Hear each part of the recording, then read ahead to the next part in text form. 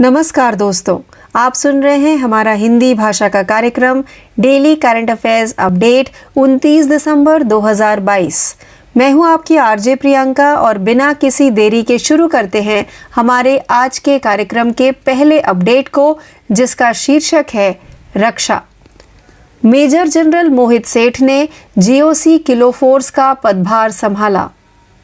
Major general मोहित सेठ ने हाल ही में काउंटर इंसर्जेंसी फोर्स किलो के जनरल ऑफिसर कमांडिंग जीओसी के रूप में पदभार संभाला। मेजर जनरल संजीव सिंह सलारिया कमान छोड़ने के बाद मुख्यालय उत्तरी कमान उधमपुर चले गए। मेजर जनरल संजीव सिंह सलारिया के कार्यकाल में किलो फोर्स ने उत्तरी कश्मीर में शांति और स्थिरता की दिशा में विशिष्ट कदम उठाए। दिसंबर 1991 में जनरल ऑफिसर को 3 मद्रास रेजिमेंट में नियुक्त किया गया था। राष्ट्रीय रक्षा अकादमी के पूर्व छात्र जनरल ऑफिसर ने नई दिल्ली में प्रतिष्ठित एनडीसी में भाग लिया। आइए बढ़ते हैं हमारे दूसरे डेली अपडेट की तरफ, जिसका शीर्षक है शिखर सम्मेलन और सम्मेलन। कृषि मंत्रालय ने संसद में बाजरा खाद्य महोत्सव का आयोजन किया। 2023 में अंतर्राष्ट्रीय बाजरा वर्ष IYM मनाते हुए कृषि मंत्रालय ने 20 दिसंबर को सदस्यों के लिए संसद में बाजरा खाद्य उत्सव का आयोजन किया है। हाल ही में संयुक्त राष्ट्र के खाद्य और कृषि संगठन ने रोम, इटली में अंतर्राष्ट्रीय बाजरा वर्ष 2023 के उद्घाटन समारोह का आयोजन किया।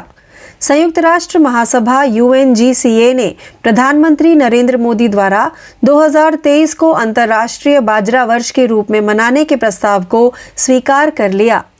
आइए बढ़ते हैं हमारे तीसरे डेली अपडेट की तरफ, जिसका शीर्षक है अर्थव्यवस्था। HDFC सिक्योरिटीज ने निवेशक शिक्षा प्लेटफॉर्म रूट्स लॉन्च किया।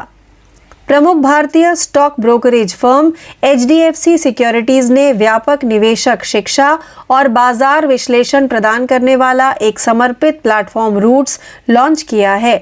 साइट मूल्यवान जानकारी के कई रूपों की पेशकश करती है, जिसमें लेख, छोटे छोटे सुझाव, विशेषज्ञों द्वारा पॉडकास्ट, वीडियो ट्यूटोरियल और व्याख्याकार और भारतीय वित्तीय बाजारों पर लाइव सोशल मीडिया फीड शामिल हैं।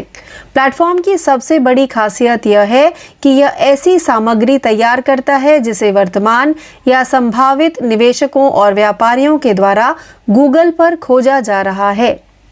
आइए बढ़ते हैं हमारे चौथे डेली अपडेट की तरफ, जिसका शीर्षक है खेल। Blind T20 world cup 2022 Bharat ने बांग्लादेश को 120 रन से हराया। सुनील रमेश और कप्तान अजय कुमार रेड्डी के शानदार शतक ने भारत को बांग्लादेश को 120 रन से हराकर M चिन्नास्वामी स्टेडियम में खेले गए नेत्रहीनों के लिए तीसरे T20 विश्व कप में लगातार तीसरा खिताब जीता। भारत खिताब जीतने के क्रम में अजेय रहा। कर्नाटक के राज्यपाल थावर चंद गहलोत ने विजेताओं और उपविजेताओं की ट्रॉफी प्रदान की। राष्ट्रपति ने देश को गौरवान्वित करने के लिए भारतीय क्रिकेट टीम को बधाई दी। उन्होंने कहा कि उनका साहस और दृढ़ संकल्प लोगों को चुनौतियों के बावजूद उत्कृष्टता हासिल करने के लिए प्रेरित करेगा। आइए बढ़ते हैं हमारे पांचवें डेली अपडेट की तरफ, जिसका शीर्षक है अंतरराष्ट्रीय। श्रीलंका और रूस के बीच विदेश व्यापार में रुपए के इस्तेमाल को लेकर बातचीत। श्रीलंका अंतर्राष्ट्रीय व्यापार के लिए भारतीय रुपए INR का उपयोग करने पर सहमत हो गया है।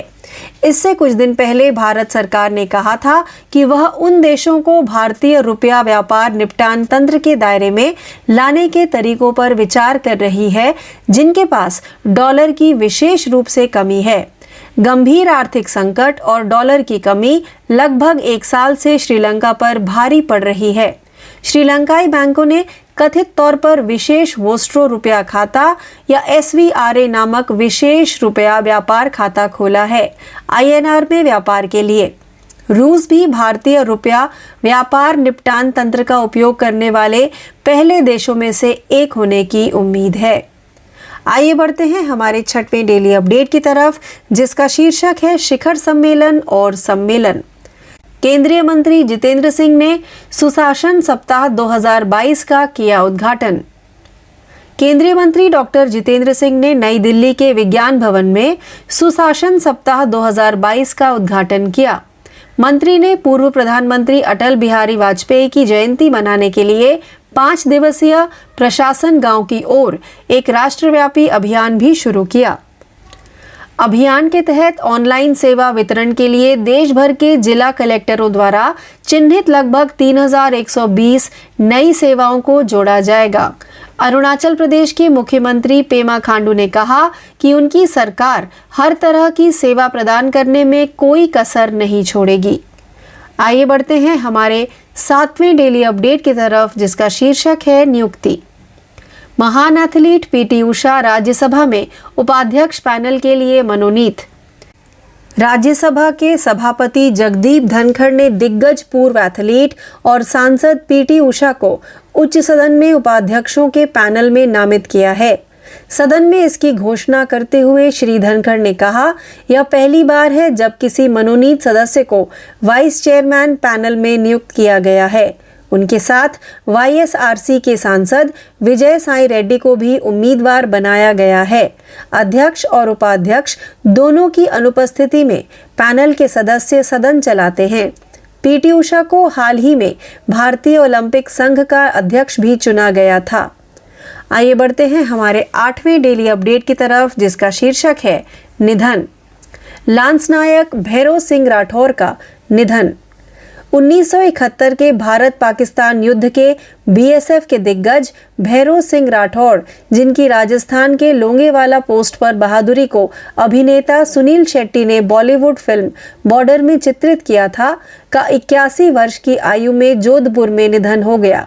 राठौड़ को जैसलमेर के थार रेगिस्तान में लोंगेवाला चौकी पर तैनात किया गया था, जिसमें 6 से 7 कर्मियों की एक छोटी सी बीएसएफ इकाई की कमान थी, जिसके साथ सेना की 23 पंजाब रेजिमेंट की 120 जवानों की एक कंपनी भी थी। यह इन लोगों की बहादुरी थी जिसने 5 दिसंबर 1971 को इस स्थान पर एक हमलावर पाकिस्तानी ब्रिगेड और टैंक रेजिमेंट को ध्वस्त कर दिया था। आइए बढ़ते हैं हमारे 9वें डेली अपडेट की तरफ, जिसका शीर्षक है विज्ञान और प्रौद्योगिकी। वेनु बप्पू 40 इंच टेलीस्कोप को 50 साल के समारोह में हाईलाइट किया गया। तमिलनाडु के कवलूर में वेनु बप्पू वेधशाला में 40 इंच की टेलीस्कोप की कई तारकीय खोजों को 15 से 16 दिसंबर को इसके संचालन के 50 साल पूरे होने के उपलक्ष्य में उजागर किया गया था। प्रोफेसर वेनु बप्पू द्वारा स्थापित टेलीस्कोप ने यूरेनस ग्रह के चारों ओर छल्ले की उपस्थिति, यूरेनस के एक नए उपग्रह गैनीमेड, जो बृहस्पति का एक उपग्रह है, के चारों ओर एक वातावरण की उपस्थिति जैसी प्रमुख खोजों के साथ खगोल विज्ञान में महत्वपूर्ण भूमिका निभाई है। टेलीस्कोप, जिसके दर्पण का व्यास 40 इंच या 102 सेंटीमीटर है, 1972 में स्थापित किया गया था। आइए बढ़ते हैं हमारे 10वें व अंतिम डेली अपडेट की तरफ, जिसका शीर्षक है रैंक और रिपोर्ट। विश्व बैंक ने दिए वैश्विक अर्थव्यवस्था में भारी मंदी के संकेत। विश्व बैंक की नवीनतम रिपोर्ट के अनुसार 2022 में लगभग 1 साल की अनिश्चितता के बाद वैश्विक अर्थव्यवस्था में भारी मंदी है। इसमें कहा गया है कि शिक्षा का नुकसान, वैश्विक मुद्रास्फीति, आपूर्ति श्रृंखला में व्यवधान और अन्य वैश्विक चुनौतियां हमें याद दिलाती हैं कि कोविड-19 महामारी का प्रभाव अभी भी बना हुआ है। दुनिया की 3 सबसे बड़ी अर्थव्यवस्थाएं संयुक्त राज्य अमेरिका, चीन और यूरो क्षेत्र तेजी से धीमा हो रहा है। इन परिस्थितियों में अगले साल वैश्विक अर्थव्यवस्था पर मामूली चोट भी इसे मंदी की ओर ले जा सकती है। तो इस अपडेट के साथ ही हमारा आज का यह हिंदी भाषा का कार्यक्रम डेली करंट अफेयर्स अपडेट 29 दिसंबर 2022 यही समाप्त होता है। ज़्यादा जानकारी के लिए यूं ही जुड़े रहिए। मैं आपकी आरजे प्रियंका आपसे यही विदा लेती हूँ। धन्यवाद।